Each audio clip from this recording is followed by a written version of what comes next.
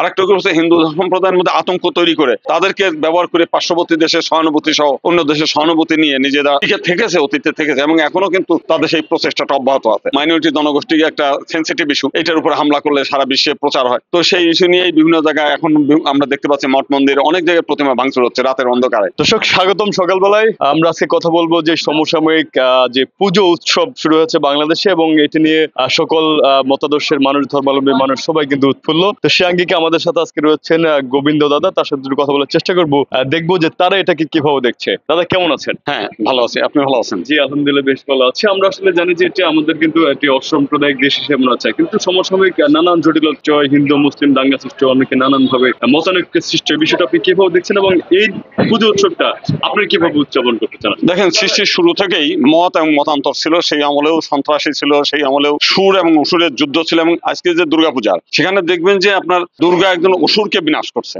তার মানে সেই দুর্গা যখন যে সময় প্রতিষ্ঠিত সেই সময় অসুরের আবির্ভাব ছিল, অসুর সমাজ ছিল। তো আমাদের চিরকালই এই অসুর সমাজ থাকবে, এবং সভ্য সমাজ যারা ভালো মানুষ তারা অসুরের বিরুদ্ধে চিরন্তন একটা সংগ্রাম, সেই সংগ্রামের প্রতীকটাই হচ্ছে এই পূজার মূল উদ্দেশ্য আর কি। তো আমরা এটা উৎসব আকারে আমরা পালন করছি।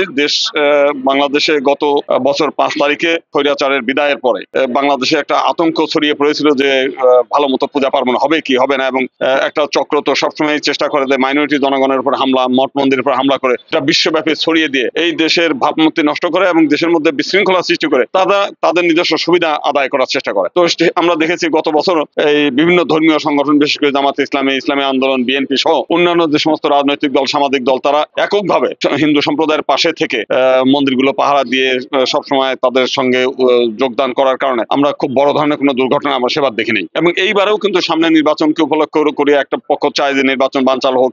তারা সেই নির্বাচন বানচাল করতে গিয়ে মাইনরিটি জনগোষ্ঠীকে একটা সেন্সিটিভ ইস্যু, এটার উপর হামলা করলে সারা বিশ্বে প্রচার হয়। তো সেই ইস্যু নিয়েই বিভিন্ন জায়গায় এখন আমরা দেখতে পাচ্ছি মঠ মন্দির অনেক জায়গায় প্রতিমা ভাঙচুর হচ্ছে রাতের অন্ধকারে। তো সে কারণে আমরা কিন্তু বলেছি যে আমাদের কর্মী বাহিনীকে দিন রাত 24 ঘন্টা যেন পাহারা দেয়, কারণ পুলিশ তো সারাক্ষণ মন্দিরে এখন থাকতে পারবে না। যখন আনসার থাকবে পূজার শুরু 28 তারিখ থেকে শুরু করে দশমী পর্যন্ত, কিন্তু তার আগ পর্যন্ত প্রতিমা নির্মাণ থেকে শুরু করে পূজা পর্যন্ত এবং শেষ বিসর্জন পর্যন্ত যেন কর্মী বাহিনী দিন রাত 24 ঘন্টা পাহারা দেয়, কারণ দুষ্ট চক্র সবসময় ক্রিয়া। তো তাদেরকে প্রতিহত করতে হবে, তাদের এই দ্রব্য সন্ধি যেটা এটা নস্যাৎ করতে হবে। তার মানে কি আমরা যদি একটু বলি, আপনি যেটা বলছেন আগামী নির্বাচনকে কেন্দ্র করে তাহলে কি যে হিন্দু মুসলিম সম্প্রদায়ের মধ্যে দাঙ্গা লাগিয়ে দেখি নির্বাচনের ট্রাম্প কার্ড হিসেবে ব্যবহার করতে চাচ্ছি কিনা কেউ, মানে দাঙ্গা লাগানোর জন্য কিছু? হ্যাঁ, অবশ্যই। আমরা খালি এখন না, আপনার গত 15 বছরে আপনার দেখবেন যে নাসিরনগরে এর আগে যে ঘটনাটা একটু আগে আলোচনা হলো, আপনার কুমিল্লায় সমস্ত মঠ মন্দির গুলো পুড়িয়ে দিয়েছিলেন, এবং সে সময় তার নেতৃত্বে ছিলেন বাহার। এবং আমরা দেখেছি সবসময় একটা চক্র, একটা রাষ্ট্র যারা হচ্ছে রাজনীতি করতে চায়, হিন্দু সম্প্রদায়কে ব্যবহার করে একটা ফুটবল খেলে, আরেকটা হচ্ছে হিন্দু সম্প্রদায়ের মধ্যে আতঙ্ক তৈরি করে তাদেরকে ব্যবহার করে পার্শ্ববর্তী দেশের সহানুভূতি সহ অন্য দেশের সহানুভূতি নিয়ে নিজেরা টিকে থেকেছে, অতীতে থেকেছে, এবং এখনো কিন্তু তাদের সেই প্রচেষ্টাটা অব্যাহত আছে।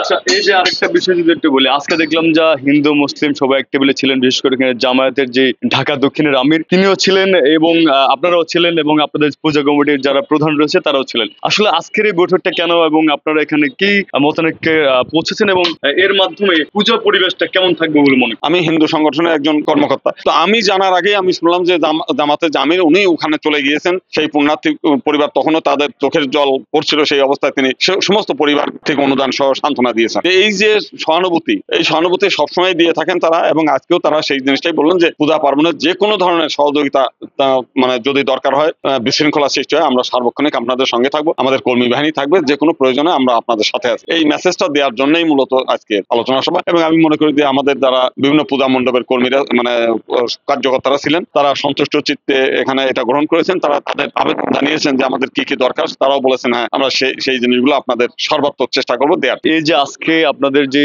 জামাত ইসলাম সহ আপনাদের ধর্মাবলম্বী সবাই একসাথে বসেছেন, তো এতে করে এই যে সহানুভূতির জায়গা বা জামাতের আমিরের যে ঘটনাটা বললেন, এই সহানুভূতির জায়গাটা আপনারা কিভাবে দেখছেন, এবং সর্বোপরি সম্প্রীতি বজায় রাখার জন্য, বাংলাদেশের সম্প্রীতি বজায় রাখার জন্য, রাষ্ট্রের বহুমত্ব রাখার জন্য দেশবাসীর উদ্দেশ্যে কিছু বলবেন কিনা? আমরা বাংলাদেশের সংখ্যালঘু সম্প্রদায়, আমরা রাজনৈতিক কোন দলের লেজুর ভিত্তিক না হয়ে, কোনো ভিকটিম না হয়, কিংবা কোনো দলের ট্রাম্প কার্ড না হয়, আমরা সকল মানুষের আশেপাশে প্রতিবেশীর সঙ্গে আমরা যেন সুসম্পর্ক রাখি। সকল রাজনৈতিক দলের সঙ্গেই আমরা সুসম্পর্ক রাখবো। মনে যারা সৎ লোক, যারা আদর্শ লোক, যারা আমাদের উপর নির্যাতন করে না, আমাদের বিভিন্ন বিপদে আপদে যারা হেল্প করে, আপনি সেই সমস্ত মানুষদেরকে রাজনৈতিক মানে মতাদর্শ দেখার দরকার নেই, তাদেরকে আপনারা ভোট দিয়ে জয়যুক্ত করবেন, যাতে আমরা এখানে শান্তিতে বসবাস করতে পারি। ধন্যবাদ দাদা আপনাকে। আমরা দেখছিলেন যে আমাদের আজকের এই অনুষ্ঠানের যে দাদা সম্প্রীতি বজায় রাখার জন্য সবার প্রতি আহ্বান রেখেছেন। আমরা আশা করি আগামী দুর্গাপূজায় হিন্দু মুসলিম ঐক্যবদ্ধভাবে থেকে শান্তিপূর্ণ পরিবেশ সৃষ্টি করবো এবং সম্প্রীতি বজায় রাখবো। তো এই লক্ষ্যে আজকে আপনার ধন্যবাদ দাদা, অসংখ্য ধন্যবাদ। আপনাকে অনেক ধন্যবাদ।